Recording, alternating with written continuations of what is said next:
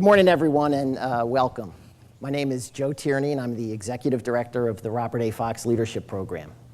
I am not John DiIulio, although I would be honored if I were. John's mother is seriously ill, and the nursing home called this morning and told him that he needed to be with his mom this morning, so that's where he is. And he called me at 9 and asked me to fill in for him. So you all will have to excuse me if I refer a little bit more to my notes than I might otherwise would. During the 1990s, thanks in no small measure to an incredible crop of big city mayors, real progress was begun on cutting urban crime, improving urban schools, and more. Still, old urban problems are far from solved, and issues like sustainable development and economic growth now loom large over every cityscape. So how to create livable cities and improve the quality of urban life today and in the decades just ahead? This morning, we are being treated to reflections on urban revival by each of two Penn men who have actually made it happen. Governor Edward Rendell will join us in about 30 minutes. And now we're pleased to have Marc Morial, class of 1980. Marc is president of America's largest civil rights organization, the National Urban League. From 1994 to 2002, he served as mayor of the city of New Orleans. Thanks to his leadership, during his time as mayor, violent crime fell by 60%, unemployment was cut in half, and its poverty rate fell as well. Moreover, under his leadership, New Orleans, for the first time in 50 years, won the All-American City Award and the coveted Civil Livability Award. No wonder that he was elected by his peers to be president of the U.S. Conference of Mayors, putting that organization at the forefront of post-9/11 efforts to improve homeland security in ways that respect civil rights and liberties. Since becoming president of the Urban League in 2003, his leadership has been transformational, turning the league into a 100-year young nonprofit that has tackled persistent socioeconomic inequalities while pumping nearly $200 million into urban impact businesses via both debt and equity investments. In 2005, when the levees broke and 80% of New Orleans flooded, he became a leading national voice for rebuilding that great American city. That included an early stop at Penn and a talk in which he challenged 500 undergraduates in Irvine Auditorium to do more than drive-by charity that lasts only as long as the tragedy is in the national news headlines. Thanks largely to that challenge, today, 5 years later, Penn has supplied over 1,000 weeks of service in post-Katrina New Orleans and has the largest presence of any university from outside the Gulf Coast in the city's ongoing human, physical, and financial recovery process. It's really a covenant to serve that we have with the city of New Orleans. And you inspired and counseled us as we developed that commitment. So please join me in giving a warm welcome to Marc Morial. Thank you. This on? Thank you. First of all, good morning. I'm the warm-up act for Governor Rendell, who is a great friend, has been a great governor, was a great mayor of Philadelphia. And let me just welcome all of the alumni to campus and all of the friends of Penn. And I want to say a few things in beginning. I am just so thankful. Understand, and certainly my prayers are with John DiIulio, who's been a great part of the faculty here at the University of Pennsylvania, a great friend and a fellow classmate from the class of 1980. But he and Joe, for their efforts to pick up the challenge I laid down several years ago, and for Penn's very important involvement in New Orleans in the efforts to rebuild that community. Truly, Penn deserves not only credit, but more visibility for that very important work. And because of Penn's large presence, you can poke fingers at some of those other not so well-named universities. We're happy to do that. I want to frame up just for our discussion today a little bit of a conversation about where we are today as a nation. Because where we are today as a nation is very important in this larger discussion about America's urban communities. One thing I think that the 90s taught us is that the fortune of this nation rises with the fortunes of America's cities. When cities do well, the nation does well. When the nation does well, cities do well. Now, in 2010, we've also seen an interesting new trend. And that trend is that the suburbs of America are now urban communities. The suburbs of America are urban communities. Many of the problems, the challenges that faced American cities in the 1960s, the 70s, the 80s, and the early 90s are now the challenges of America's suburbs. Infrastructure, which is in need of repair and reinvestment. Challenges with school, a more diverse population, an aging population. Problems with crime and violence, land use, smart growth, traffic and congestion, particularly in the older suburbs of major metropolitan communities like Philadelphia, New York City, Baltimore, Washington, D.C., Chicago, Detroit, and the like. And I emphasize that point because it's also punctuated or underscored by the voting patterns in the suburbs in the 2008 election cycles, where there is a much closer identity of interest between urban communities and suburban communities. To the extent that we better understand that, to the extent that we know that better, I think it creates a better climate to get some traction for the things that need to be done to not only repair American cities, but to rebuild the nation coming out of the tragedy of what we've experienced. I look at the last 10 years, and every reasonable, reliable commentator to some extent agrees with this. I think Time magazine may have called it the decade of despair or the decade from hell. Others have referred to it as the decade of misery. But think about the last decade and think about the things that have occurred in the last decade that are going to be part and parcel of the history books that the generation that comes next is going to read about. The 2000 election, which ended up in the Supreme Court of the United States. The attack on the towers and the Pentagon, which cost us 3,000 lives. 2 wars, Iraq and Afghanistan. A total in Afghanistan since 2002 and Iraq since 2003, and a price tag nearing $1 trillion. Hurricanes Katrina and Rita, where broken levees caused the massive flooding, not only New Orleans, but devastation all along the Gulf Coast of Louisiana, Mississippi, and Alabama. A subprime mortgage crisis and a catastrophe in the financial markets and with major financial institutions, which caused the taxpayers of this nation to ride to the rescue with a bailout plan and bailout strategies whose price tags are not completely understood because of the things that were done beyond the so-called TARP by Treasury and the Federal Reserve that really haven't been adequately reported on, adequately written about. And then the jobs crisis, which today leaves us with 15 million people unemployed.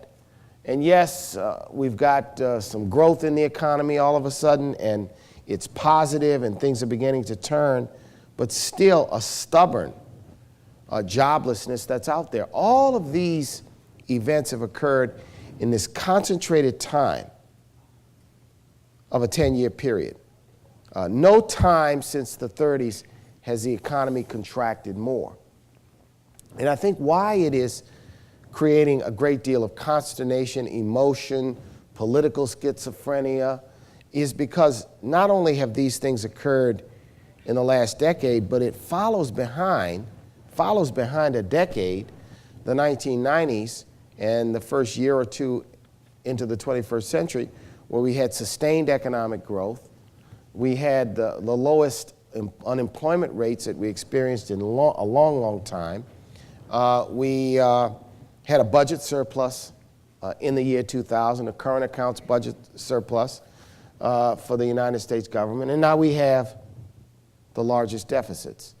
So we've gone, in a sense, from a quote-unquote feast, in some sense, to a famine. And the reason why it is so important to have this more or less a longer frame and a longer analytical discussion about where we are is because I think if we do not do it, and universities and historians and commentators and scholars and thoughtful citizens have to force this conversation, then we're going to engage in the kind of short-term thinking and short-term decision-making that exacerbates these things. So we're a bit at a crossroads, you know, in the nation. And my supposition, proposition, view is that, once again, America's urban communities can, in fact, lead the way to a stronger economy and to rebuild this very nation.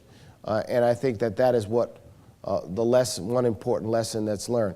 American cities, as the title of this discussion indicates, are indeed a tale of two cities, with some of the greatest wealth alongside the greatest poverty, with some of the most powerful and successful and well-endowed institutions alongside of neighborhoods that have been locked out, left out, and redlined.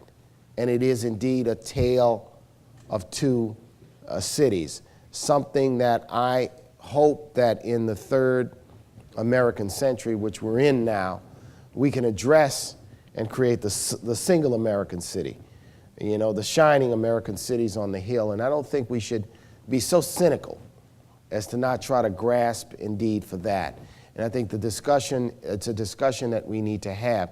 The housing finance market needs to completely be re-engineered and rebuilt in this nation. And I think there's some steps along that in the right direction. Public education needs a massive rethinking and re-engineering, some of which is going on, but further certain steps need to be taken. We need to understand that investing in the infrastructure of American cities pays long-term dividends. Why did we stop building rail in the United States? Why did we stop building rail in the United States? But that doesn't mean we shouldn't work really hard to play catch up, because it pays long-term dividends. So I believe very strongly the work I do now at the National Urban League. We operate in 100 communities. We provide direct services to 2 million people. They are many times the most locked out, left out, and economically disadvantaged people in the nation. And people say, well, is your work successful? I say our work is very successful based on metrics and outcomes that we measure by, but the scale of our work is not large enough. If we are in Baltimore, Maryland, providing job training services for 50 to 75 formerly incarcerated men, and we can transform them into able-bodied people ready to work on a job, that's success, but 50 to 75 is just not large enough when the problems are so massive. So to some extent, what we do when it comes to those things that invest in people is that we shortcut, we undercut, and we don't realize that there's great economies of scale, and that if things work, we should do much more of them. So I think to the second large point, so first large point is that American cities can indeed lead the way. The second large point is the discussion we need to have about what our priorities are. I'm working now, privileged to work in a group that's looking at the federal budget deficit, looking at how to fix the problems of the federal budget. So we're looking at all sorts of things, the traditional things like Social Security and Medicaid, and looking at expenditures. One of the things that's poked through very hard is that we have $1 trillion, which is about 50% of the federal budget, in tax loopholes that we've added to the books. Some are probably quite worthy. I don't think anyone in here would ever vote to give up the mortgage interest deduction. But nonetheless, there are loads which were created the same way pork barrel projects are created, because somebody had the muscle, a good lobbyist, and a one-page justification page, and they could certainly, get it through. The point is that as we think about the third American century, as we think about how we come out of this recession, this depression, how we come out of the subprime crisis and what we faced in this first decade, one of the fundamental discussions that we ought to have, that ought to really be a robust and engaging discussion, is what should be our priorities? What should be our priorities? And is this nation capable of developing a set of national priorities? 3, 4, 5 key priorities. And the important thing is that I've been listening. An iPod's a wonderful thing. You can listen to music. Mine is loaded with speeches. So I've been listening to a whole lot of John Kennedy, Berlin Wall, Birmingham, Alliance for Progress. And one of the things that was so interesting about his speeches, and we don't get an opportunity in sort of television to really listen to all of his words, only maybe clips of his most famous words, is that what just permeates right through it is some fundamental national priorities. One fundamental national priority in those days was posited around the word freedom, because we were in the Cold War. And the idea that we were in a clash of systems and philosophies, a Western capitalist democracy versus communism and socialism. The other thing that permeates through was the idea that freedom at home meant the elimination of racial segregation in the South and an embrace of civil rights. And then there were scientific goals, which was emphasized and sort of underscored by the commitment to put a man on the moon and return him safely to Earth within a decade, which when he made that commitment, it was an incredible commitment, because the first 2 times the United States tried to lift a rocket off the ground, one went up as high as the trees, the other never got off the landing pad. So there was a sense of national commitment and national priorities expressed in his. So I think one of the things is, could we embrace, is this nation, is there still enough of a national purpose beyond the political divisions and the cultural divisions and the generational divisions that say that we ought to create some very important national priorities? And then the discussion can be how to get from point A to point B. How can we acquit? How can we fulfill? How can we walk that path? How can we go down that road? So, that's a good bit of, my thinking and, our thinking. It's just always wonderful to be here at the University of Pennsylvania and have witnessed over the years the incredible changes. I think what John DiIulio and the Fox program have done, and Mr. Fox, is extraordinary because they're focused on this idea of civic leadership as a component of a good quality education at a great institution like Penn, because at the end of the day, what you know is critical, but how you use it and what you put your intelligence and learning to work for is also as critically certainly important. So I think it'd be fun to have a discussion. Sure, that'd be great. And welcome back to Penn. I'm glad I'm celebrating my 30th. 30th, don't tell nobody. Thank you, Mark. And as they get the microphones ready, there are some folks out there. I'd like to ask just the first question while we get our folks stationed. New Orleans is a great city. I've grown to love it in the past 5 years. I visited a dozen times since the storm. How do you respond to those people who say that it isn't worth investing in NOLA as we speak about priorities in New Orleans and southeastern Louisiana and southern Mississippi? You know, it would be like saying that after the earthquake of '06, it just wasn't worth rebuilding San Francisco. And you know, some people back then said that. Why would you rebuild a city on a fault line? It would be like saying after the 1870s fire in Chicago, let's not rebuild it. It's too cold here. Let's just move someplace else and build a city. You know, great American cities, great cities need to be rebuilt because they represent more than the physical infrastructure. New Orleans represents more than the physical infrastructure because it is a link to the nation. It stands for cultural multiculturalism.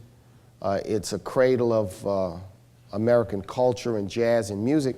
But I think people are also witnessing, with the tragedy of the oil spill, how important southeastern Louisiana and its infrastructure is to so much of what we enjoy. And therefore, that river and that offshore drilling system, 30,000 rigs out there, is responsible for, I think, 25% of the domestic energy supply.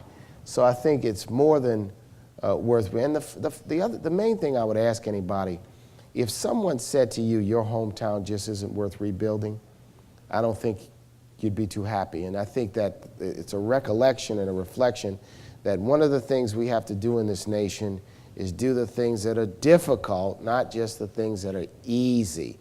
And rebuilding New Orleans has proven to be a challenge. It has proven to be difficult, but it's a very important part of us saying that we're not going to let a man-made debacle, because had those levees not broken, there would be no rebuilding and recovery necessary.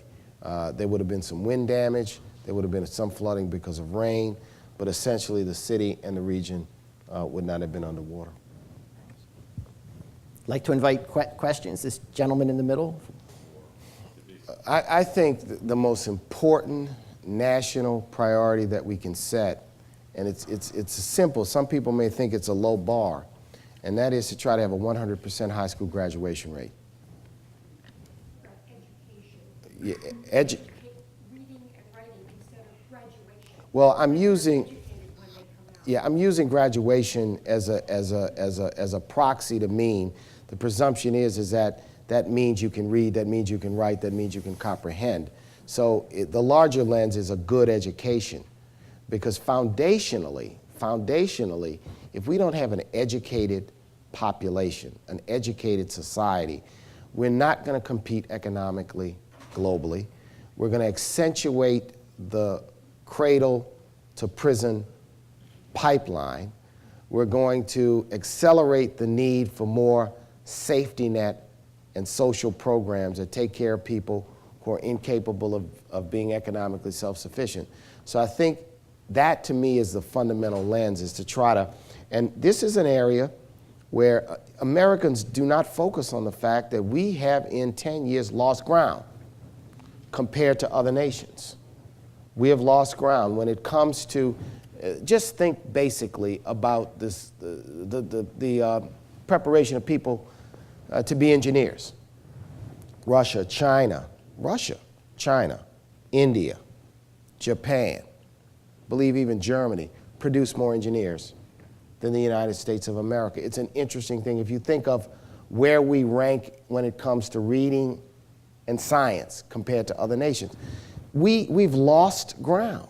We shouldn't pretend that we're the same place we were 15 or 20 years ago. So I think that, to me, how you define it, but the fundamentals are education and prioritizing it. Now, what do we have in the United States?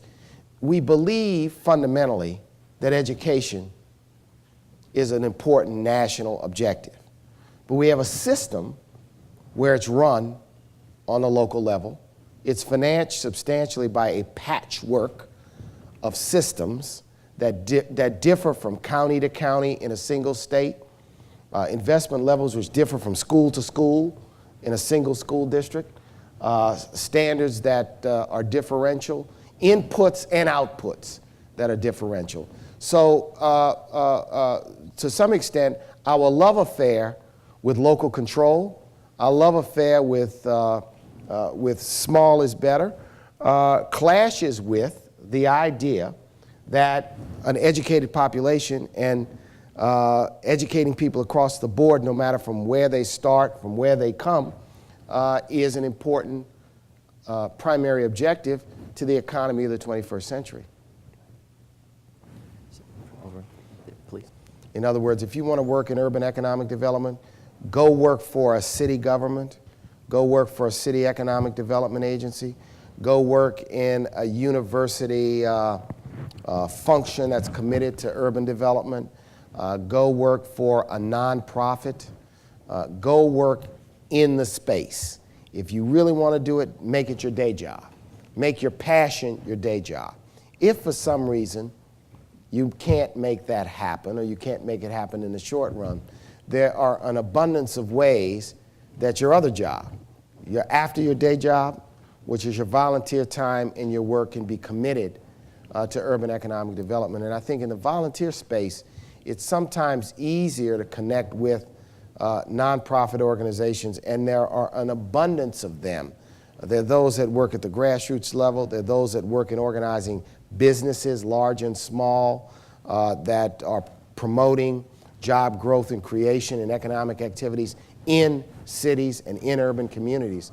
And I'm glad to hear you talk about it as your passion, because we need a lot more people who want to work in that space. But the most important thing, I think, if it's your passion, pursue it for your day job. And there are many, many places to work. I mean, it's everything from the community-based nonprofit that's doing job training or trying to nurture small businesses, to the city's economic development agency that's working on larger projects that produce and create jobs, to a university like Penn that has a number of functions that focuses on the urban community and job growth in the urban community, sometimes from a research angle, less of an applied angle, but there are many, many ways you can do it. Pursue your passion. You know, I want to answer it two ways, because, I agree with you to some extent, but I also know that there's a little bit of the Rodney Dangerfield syndrome going on. And by that I mean there are a lot of urban-focused initiatives that were embraced in the first year of the Obama administration, for which they've not gotten a lot of visibility or gotten a lot of credit. There was, for example, a substantial investment in green jobs training. It took a while to get the money out. Probably many of the programs are just mobilizing. You've heard very little about it unless you sort of work in the space and you follow things closely. There was a multi-billion dollar new program called the Neighborhood Stabilization Program, which provides monies to cities, and then in round two to a variety of state, city, and nonprofit agencies. You're probably familiar with this. That is probably the largest one-time investment by the federal government to urban communities for the rehabilitation and for strategies around the rehabilitation of abandoned housing. If there's a missing link, it's that you don't hear enough elected officials use the term city, use the term neighborhood, really focus in on where people live in their conversations and how you message. So I think to some extent you have a little bit of that going on. To another extent, I have to say that there were some things included in the budget and also in the Recovery Act that are very urban focused, that are very city focused, that have not surfaced in terms of messaging. And I think that is certainly, I think, so it's a two-edged thing, but I also think that the president and his cabinet officers, and I've encouraged them in meetings. I'm not speaking out of school, and in letters and in public statements, to articulate how what they're doing in the Department of Education, how what they're doing at HUD, how they're doing at Labor, cohesively fit together. They've got an initiative that they're working on. In fact, I don't know if there were any applications from Pennsylvania to replicate the Harlem's Children's Zone. It's called the Promise Neighborhood Initiative, where they're going to award money. It's a little bit like a 21st century version of the old Empowerment Zone, where a school and a neighborhood, where there's an initiative, where a school, an elementary or secondary school, helps to work on not only educating the kids, but serving the families of the kids in a given geographic area, would get specialty funding that school districts, states, cities would be asked to leverage. So I think there's some things out there, but most people haven't heard about them, and they haven't heard the cohesiveness of these policies. I think that 21st century urban policy affects more than big cities like Philadelphia. It affects Wichita, it affects Chester, Pennsylvania, it affects Landover, Maryland. It affects all of these medium-sized communities which are no longer, quote, suburban. They are urban. And I think that most Americans live in communities that are distinctively urban. Whether they're big cities, we need to maybe create a different terminology, classification, definition. Because I think that when people think of urban communities, they shouldn't just think about Philadelphia or New York City or Los Angeles or New Orleans. I think they've got to think about smaller communities, inner ring suburban communities, which have the characteristics, indeed, of cities. And I've talked to multiple columnists who write about national affairs about this, and I've always said, just go look at the numbers. Go ride around. Go see if you're in Baltimore, if there's a neat line where Baltimore ends and where the suburbs begin. Or there's a neat line between where Philadelphia, if you're an outsider, where Philadelphia ends and its suburbs begin, or where New Orleans ends and its suburbs begin, in terms of what the neighborhoods may look like, in terms of what they indeed may feel like. And so I think we've got to, forge a new definition or a new understanding which is going to create a larger consensus about what urban policy was. And the other thing I would say, when Governor Rendell was mayor of Philadelphia and a great mayor of Philadelphia, I think that the mayors of the 1990s were a lot more visible, nationally.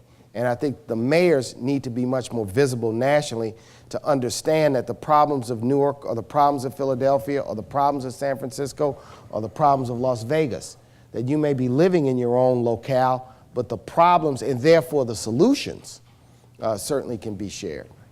And I think one of the reasons the mayors were so visible is we had such tremendous mayors in the 1990s. We had Mayor Morial, we had Mayor Rendell, and that always helps when you have talent like that at that level. So please join me in thanking Marc. George, you want to add something? I just want to very briefly introduce Governor Rendell. Governor does not need much introduction to a Penn audience. I do want to note that the governor is from the class of 1965. He began his second term as Pennsylvania's great governor in 2007, and from 1992 to 99 served as our mayor. And in the 90s, he effected in Philadelphia what was widely regarded as the most stunning turnaround in urban history. And as governor, in one of the toughest and trickiest economic periods ever, he has effected strong stimulus plans, made major new investments in schools and health care for needy children, and launched unprecedented initiatives to green, clean, and revitalize abandoned industrial parks. And he's also enacted many other policies that have made it possible for Philadelphia and other Pennsylvania cities not only to weather the storm, but as it were, change the urban climate for the better. And so please join me. We had a quick discussion about what we're going to do since time is short. And first, let me apologize. We have our Pennsylvania primary on Tuesday coming up, not good scheduling. They should have understood we had a reunion weekend and schedule it differently. And I was trying to, at a press conference with the black clergy of Philadelphia at Vicinity, I was trying to help a Penn alumnus from the class of 1951 get reelected, so Arlen Specter, so that's why I was a little late. But listen to some of the questions to Mark, and of course, Mark did a great job handling them. And I thought we'd just continue to take questions rather than me say anything, given the lateness of the hour. Let me also say, this is, if you count it up, this is my 45th reunion weekend as well. And you know, there are days in your lives that you can close your eyes and remember like they were yesterday. And I remember my senior year, we were graduating on Monday. We took part in the parade on Saturday, and we led the parade down, and then we stood there and watched the classes come by. And I remember this thinking, the 35th reunion class went by, and I remember my thought process. I said to myself, those guys are old. And that was the 35th reunion class. So, you know, in the 40, I'm not sure 45th reunion is something to celebrate, but I have stayed in touch with a lot of my classmates, and we have a terrific class, and a number of our classes speaking. George Weiss was going to speak this afternoon, but couldn't, got called away on business. But in any event, far away, let me just say, I heard 3 questions, and they were all good. Mark's right, education. We took Philadelphia in dramatic fashion to where it is today. If you had told, if I had said the day that I got sworn in as mayor of Philadelphia, January 6, 1992, if I said in less than 20 years, condominiums in downtown Philadelphia will be selling for $12 million, people would have gotten the guys in the white coats to take me away. Condominiums are selling in downtown Philadelphia for $12 million. The revival has been incredible, but the city still has challenges, and the main way to meet those challenges, in my judgment, and Mark alluded to it, is education. Because here's what's happened. We are actually growing population for the first time in a long time. The population of the city, which once was 2.1 million, dipped to about 1.4 million, is starting to go up. And the reason is two demographics. First, empty nesters. Virtually every wealthy empty nester who used to moved out of the city at one point, became successful, raised their children, and stayed in the suburbs till they died. Now, as soon as their kids leave for college, they sell their house in the suburbs, move into the city, because the city is exciting, it's dynamic, it's just incredible. I get tied up in traffic all the time coming into the city, and I'm cursing to myself. And then I said, well, you really can't complain, because you're somewhat responsible for this traffic. But it's a great, we have great restaurants, the Avenue of the Arts is an incredible theater district, and great visual arts, and so much to do, festivals galore. And the current mayor is doing a fine job in that area as well. And people want to live here. So that's demographic number 1. Demographic number 2 are young people. Young people used to, as soon as they got a job in Philadelphia or in the Philadelphia suburbs, they would move out to suburban apartment complexes. In fact, Vanguard, the great money marketer, Vanguard is out in the suburbs. And they used to have no problem, because all of the young people they hired out of Wharton or other business schools would live right near Vanguard in the suburbs. Vanguard now runs their own shuttle service into the city to pick up their workforce, drive them out to the suburbs, and then take them back into the city when it's done. And so those are the 2 demographics that are driving this urban renewal and this incredible revitalization. But what happens to those young people? They get married, still stay in the city. They have kids, they stay in the city through 0 to 5. It's time to go to kindergarten.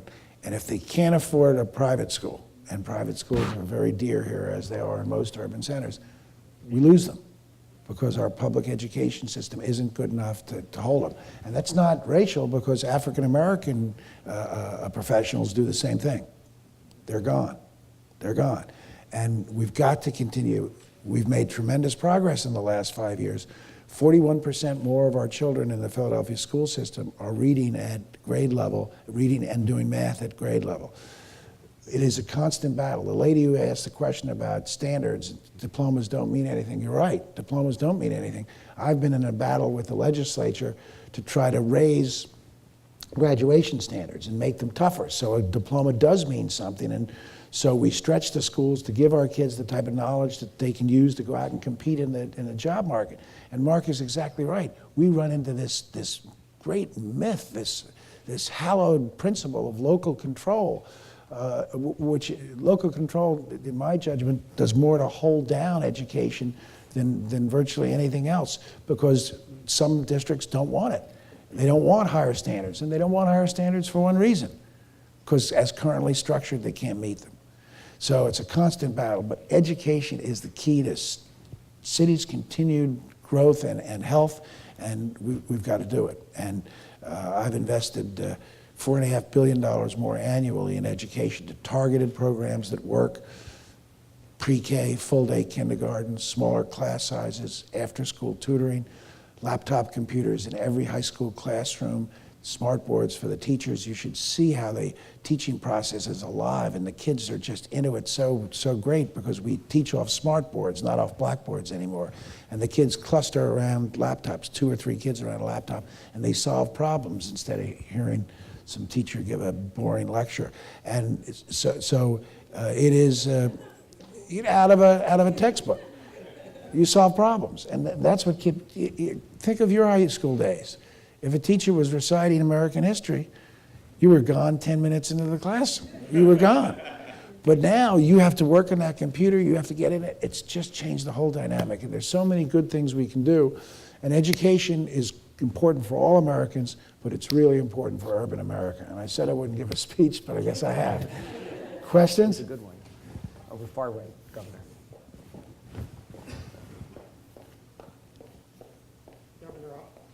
Governor, I'm delighted to hear your thoughts about public education and Mr. Morial's thoughts about rethinking public education. Now, let me ask you the blunt question. Should we, the people, seriously consider abolishing the compulsory public education laws in this country and returning education to the private sector? You look at it, Mark. You want to take a first shot at that, Mark? That's the response to eliminate compulsory education laws. I think it's an important reflection of values when you do it. I think that what has evolved is a system of both public education, and obviously there are robust private schools, and there are proposals out there that would allow people to use public money to support private schools. That's a more difficult debate. But I don't think we should eliminate it. I think it is a reflection of values when you say that we should have a free system of public instruction. You know, it is a system that embraces an egalitarian value, an open access value, and a value of the importance of public education. The more difficult question is, what should the system look like? You know, one of my thought processes is we set up a system that worked for its purposes to some extent in the early 20th century. But why do we have a 9-month school year? Why do we have schools that let out at 3:15? Why don't we have a longer school year, a longer school day? Why don't we integrate other activities? Why don't we integrate weekend activities more systematically into what we do with schools? The rethinking of schools has to be the rethinking of standards, the rethinking of the use of technology, but I think it's also going to be rethinking of the envelope within which we provide all of those things. Parents work longer hours. It's rare, except in wealthy households or very, very poor households, where the primary caregiver, or if there are two, both don't work or one works. And therefore, it is very difficult to navigate a school day that ends earlier. So I think that there are a whole host of things, but my vote would come down in maintaining the system of compulsory public instruction. You know, there's all this talk about quote unquote vouchers and should the public support private education. The state I'm from, Louisiana, public support went to private and Catholic schools all the way back in the 1930s. That was a legacy of Huey Long. He provided free public textbooks to children. He provided free public lunch to children. They created transportation systems for children. So no matter where the child went, they got certain things from the state at the public. And I'm not suggesting that for today. But I do believe that we have to do a greater system of rethinking. And I agree with the governor. I want to say mayor, because once a mayor, always a mayor. Agree with him in terms of so much of so much of what he has suggested and so much of what he's advocated for here. I don't know what you think. Let me just build on what Mark said. I think the question goes down to really vouchers, because if we're going to abandon, you can't ever abandon public education because there's not a private school infrastructure big enough to absorb all of the kids, number one. And number two, they don't want all the kids. And that's the rub. All of the folks who are for vouchers, I say, I'll be for vouchers. I'll be for vouchers in a minute, but you got to let me set the ground rules. All private schools have to take any student who applies. Any student who applies, no tests. Right now, Catholic schools and private schools, they test a kid to make sure the kid is academically okay to be in the class so that kid doesn't drag the other learning of the students down. They have to take them regardless of their discipline record because they screen for discipline, they interview, and they knock kids out. You can't cherry pick. You've got to take everybody. Now, there's not a private school or a Catholic school who would operate under those ground rules because the parents with their kids in the Catholic schools and the private schools wouldn't stand for it. They simply wouldn't stand for it. So if you have vouchers, what'll happen is the best and the brightest kids from the public school systems, not all of them, but many of them will go to private and Catholic schools using public funds, and it will deteriorate the classrooms, the atmosphere, the environment for all of the other kids, because you'll have taken the students that are best motivated, the students whose parents care most about the process, out of public education.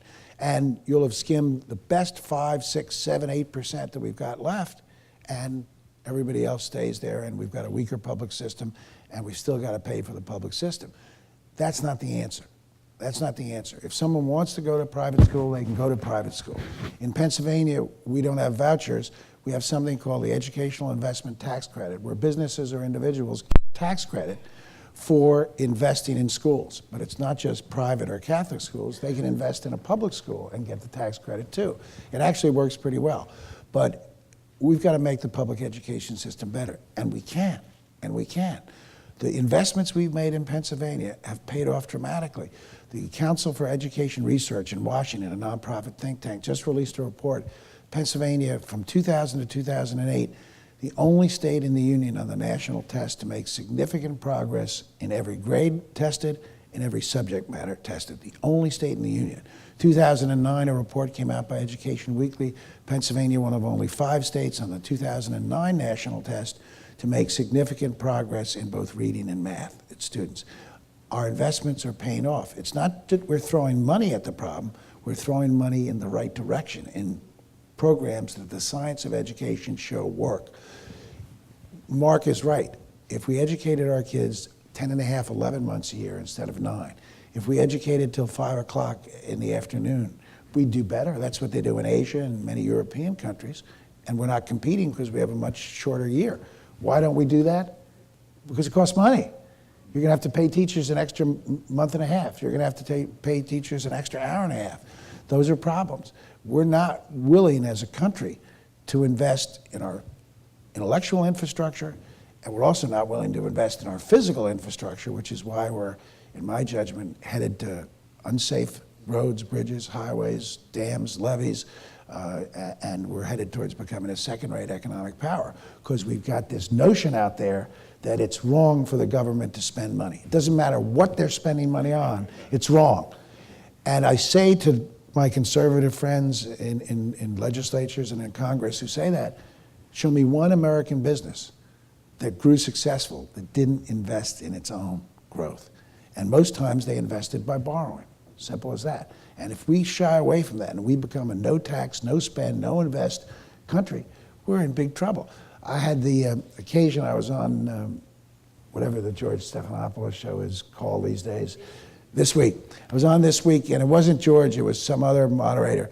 And he played for me a little tape of Mike Pence, who is, I think, the House ranking member from Indiana on finance, and a pretty, somewhat reasonable guy. Mike Pence was at the conservative convention in Washington in January, and he was saying, yes, we're the party of no. We say no to taxes. We say no to spending. We say no to borrowing, no to debt.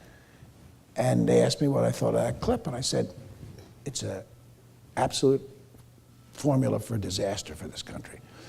Fox heard it, and they got Congressman Pence and I on the show together, which I enjoyed thoroughly because people forget I used to be a prosecutor too. So I had a chance to cross-examine Mike, and I said, he went through the same thing, and I said, Mike, okay, let's for a minute accept what you said.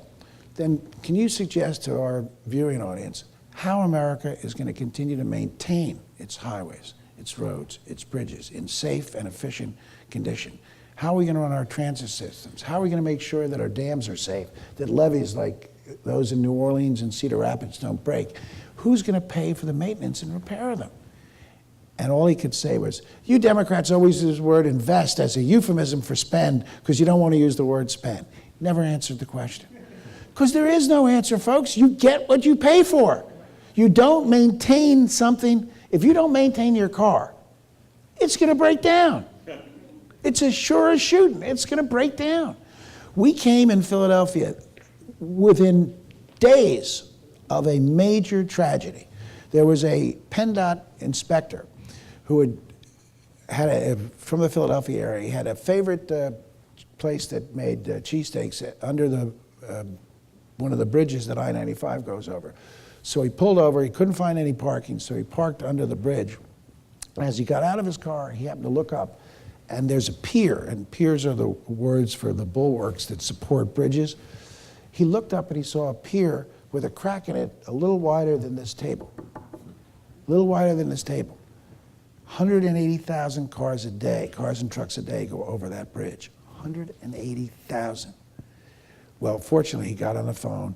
We closed I-95 for 3 days. It took us 3 days to get the steel to buttress that pier. We couldn't fix the pier in 3 days, but we buttressed it with other steel reinforcement. And it took 3 days. I-95 was closed. We were this close to a major tragedy. I looked for a quick report. There are 18 bridges that, 16 bridges that I-95 goes over in Philadelphia. It goes through 18 miles of Philadelphia. The cost to repair those bridges and put them in safe condition, $4.5 billion. Who's going to pay? Not Mike Pence. Do you have time for a couple of more questions? Sure.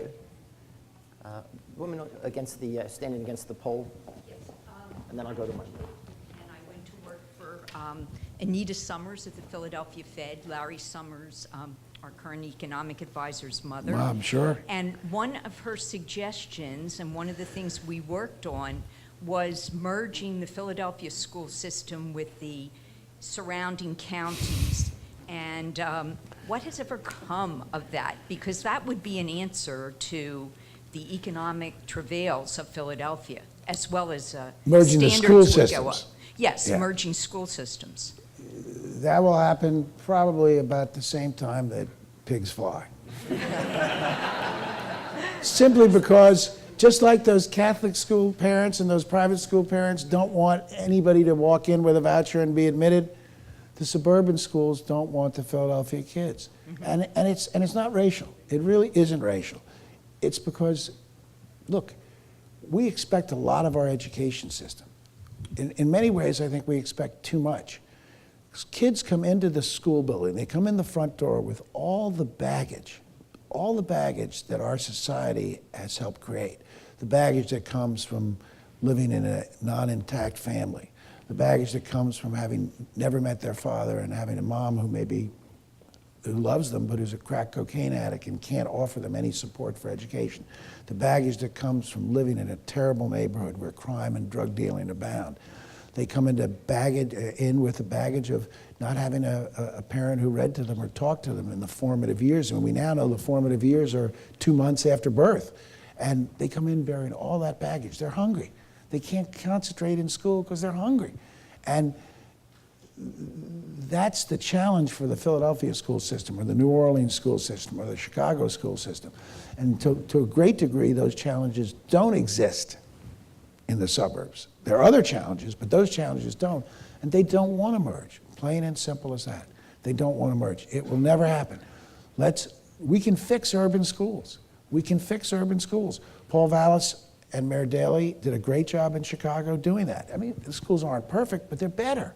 We can fix urban schools, and we shouldn't shy away from it.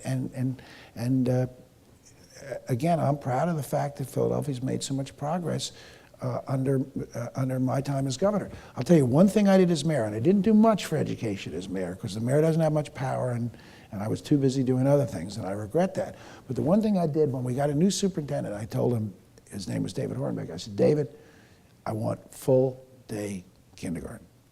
I don't care how much it costs, find the money for full-day kindergarten.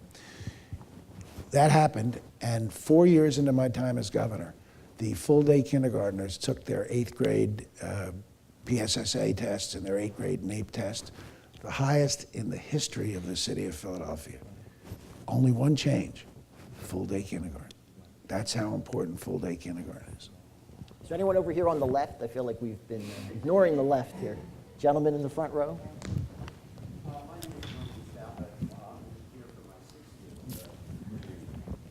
Sir, there's a... So you were a year ahead of Arlen. Yes, sir, yes, I was. I haven't accomplished as much as Arlen, but... We all accomplish things in our own way. There's been a lot of talk about education and the improvement of education, and until your last few comments about the fact that there is such a problem with kids who come from broken homes or drug-infested homes, and that encompasses a great part of our population, and those kids are a problem. If you have a class of 30 kids and one is disruptive, you can't educate. Now, how can we go back and change all that back experience that these kids have? That's a great question, Norman. Two answers, I think. Two answers. One, we do have to, if the kid is truly disruptive beyond the pale, we have to get them out into either special classes or even special schools, because we can't let one truly disruptive student or two pull down a whole class. You work with them, but if they clearly are over the line, you have to get them out into a different setting. But there's a second thing. Take the hypothetical that I just sketched out for you.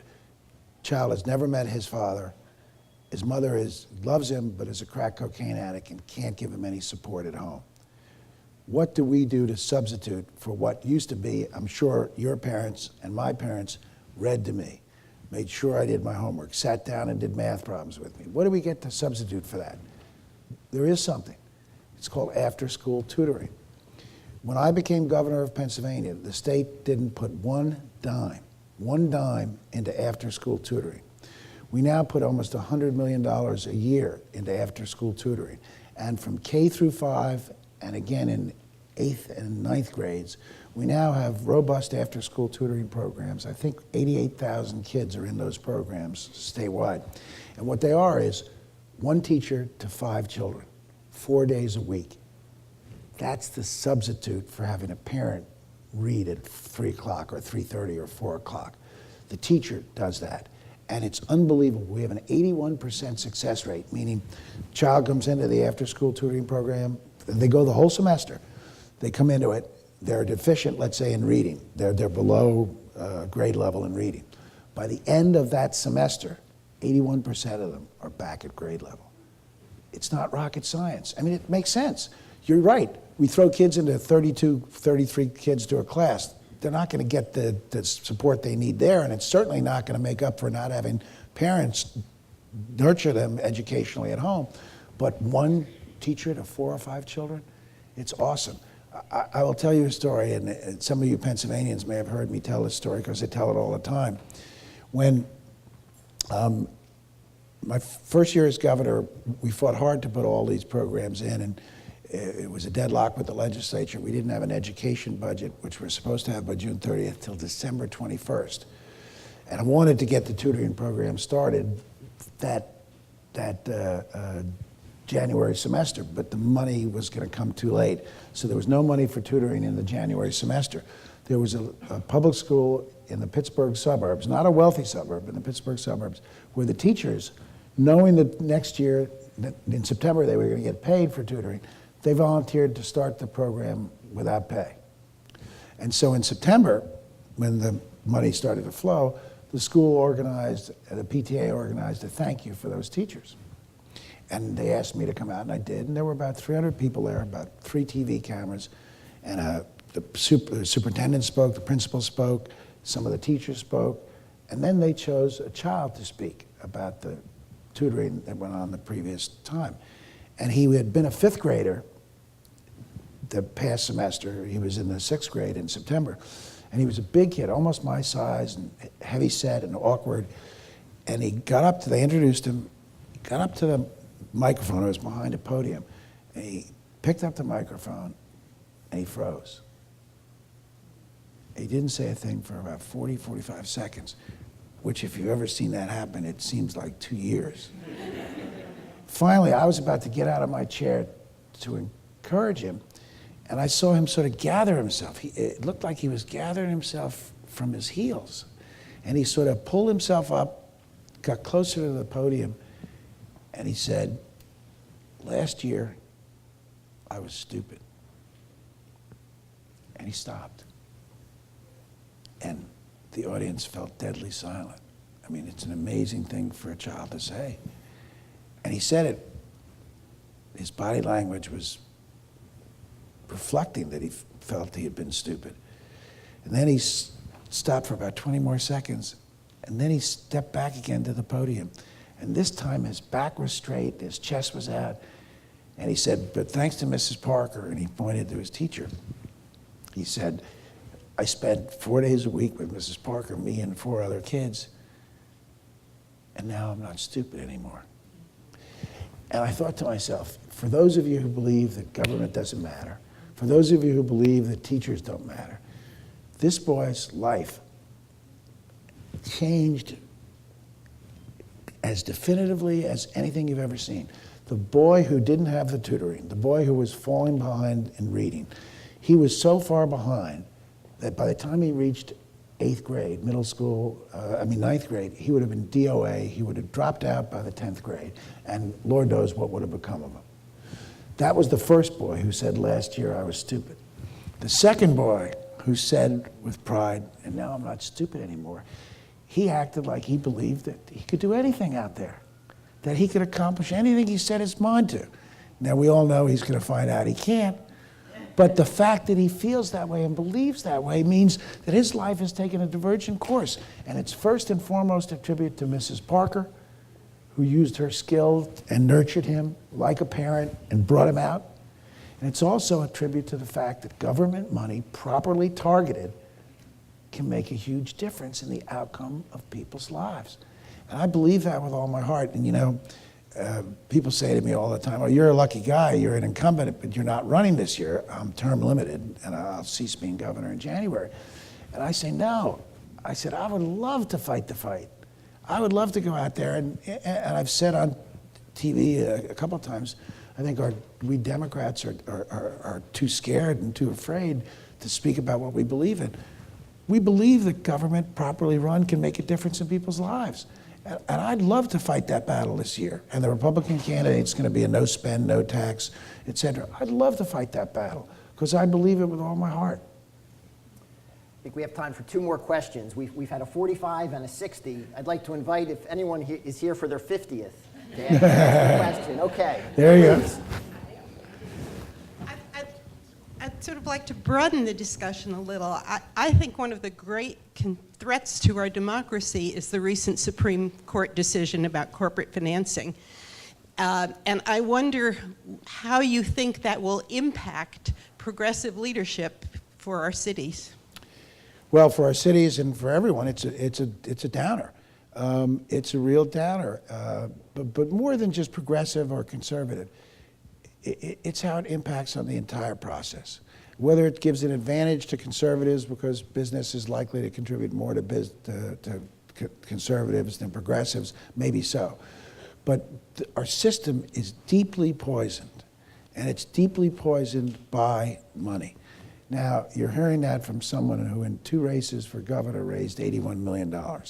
In fact, when I endorsed McCain-Feingold when I was mayor of Philadelphia, I was such a good fundraiser that the Philadelphia Daily News said, having Mayor Rendell endorse campaign finance reform is like having Alibaba come out against thievery.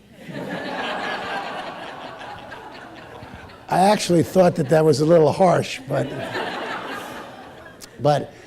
the system is poisoned. The only thing that gets done in Harrisburg, unless you've got a governor who's willing to go to the mat and take a tremendous amount of abuse to get it done, is stuff that's lobbyist-driven. The lobbyists represent the special interests. The special interests and the lobbyists give out a tremendous amount of campaign money to incumbents and to challengers, and as a result, they have a stranglehold on Harrisburg. We have exemptions to our sales tax. The sale of trout is exempt from the sales tax, but the sale of salmon isn't. Trout had a good lobbyist, salmon didn't. You go to the movies in Pennsylvania, and you go out to the concession stand, and if you buy candy or gum, they're exempt from the sales tax. They're considered food. Now, I can sort of see how candy might sneak in under food, but gum? Do people swallow their gum? Popcorn is not exempt. What happened to the popcorn lobbyist? It's as simple as that. So, when I had the first battle on education, my first year as governor, we fought about early childhood. I wanted to put $500 million into early childhood. We were raising taxes anyway because the previous administration handed us a $2.5 billion deficit. I figured, well, we're raising taxes, let's do something good. My Republican, the Senate and House didn't want to do it, so we had a stalemate till December 21st, and we settled on $290 million. But during that process, I once said, and I believe this, and I believe I've been true to this for all 7 years and 3-4 months, I said the problem with this building is that everybody has a lobbyist. Every special interest has a lobbyist, except the children of Pennsylvania. They're too poor, they're too young, they're too vulnerable, they're too weak. They don't have a lobbyist. And I said, so as long as I am here, I will be the lobbyist for the children of Pennsylvania. And I think I have been, and of all the things that we've accomplished, and as you said, I think we've accomplished a lot, that's the one I'm the most proud of. We have many questions and very little time left. I think this is the one section I've neglected the whole time, so if I may. Hi, I'm Kendall Dudley, a class of 65. Do you remember our class slogan? Rendell for president? No. Oh, that was good. It was pathetic. You don't remember it? Nope. Anybody want to tell us their class slogan? Our class slogan was 65, and I'm embarrassed to say this. It's not lewd or crude or anything, but 65 really rates, without us pen disintegrates. Yeah, that was our slogan. That was our slogan. Do you remember it now? No, right. No. I must have been elsewhere. Yeah. That's right.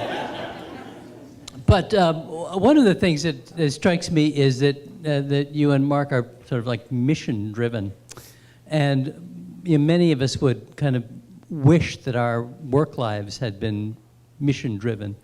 And could you point, not to maybe obvious places, but maybe an unobvious place where your mission sort of started to get nurtured, and maybe it was, it could have been in a childhood experience, and maybe some of the costs you've had to pay to have a mission-driven life. Well, I'll answer that, but before I do, for those of us, even those of us who are older, the mission doesn't stop. In fact, particularly for people who are retired, you heard Mark talk about getting involved, and the mission plays out one person at a time or 12.5 million people at a time. And you get as much satisfaction changing one life as you do changing 12 million. And I mean that. The things that I remember most are like that little boy. The one lives that I've had a chance to help change individually. You can do that. I mean, we've got great skills. And the easiest one is to mentor a young boy or girl and help them with their reading. It's dramatic. If you can't read, you're cooked in this world. It's dramatic. Or if you're a businessman and you're retired, sign up for the SCORE program where you help young entrepreneurs trying to start who maybe don't know how to price their product correctly. I mean, you get tremendous satisfaction from that. And the mission ought to be, in whatever opportunities each and every one of us have, to try to help other people enjoy the successes that we've enjoyed. And we were very lucky. We went to Penn. We had, in most cases, terrific parents. And I think now, particularly when there's a little bit more free time, there's more time to start up the mission if you haven't had it. And it's unbelievable how you feel. It's unbelievable how you feel, particularly helping that person you can see and touch. Sometimes what's wrong with my job is, I know I'm helping people, but I don't see them and I don't touch them and I can't put faces with the policies. Where it affected me, I lost my dad when I was 14. And people always said, what a shame. And of course it was a shame. My dad was a converter in the textile industry in New York. If you know what a converter is, it's the worst job in the world. The converter orders the goods.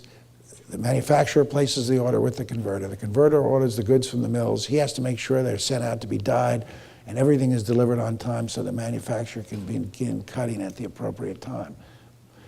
It's all a service job, and it was painful, and my dad drove himself into an early grave at the age of 58. But he loved politics and government. He loved FDR. He loved the Democratic Party, and he loved Adlai Stevenson. In fact, in my 14 years with my dad, and by the way, I consider myself lucky because my dad lived long enough to imbue me with all of the values that I have today, and all of the things that I love are traceable directly back to him.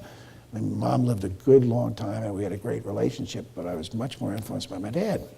And he, as I've had some success in politics, I think how struck with wonder he would have been to see me achieve the things I achieved.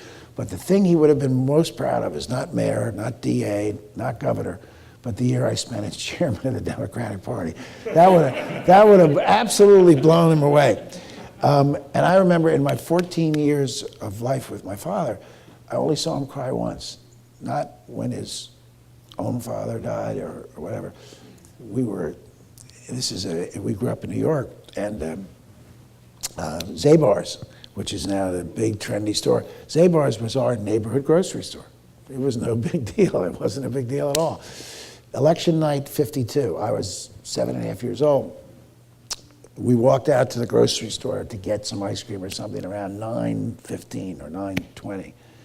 And no TV coverage of elections then.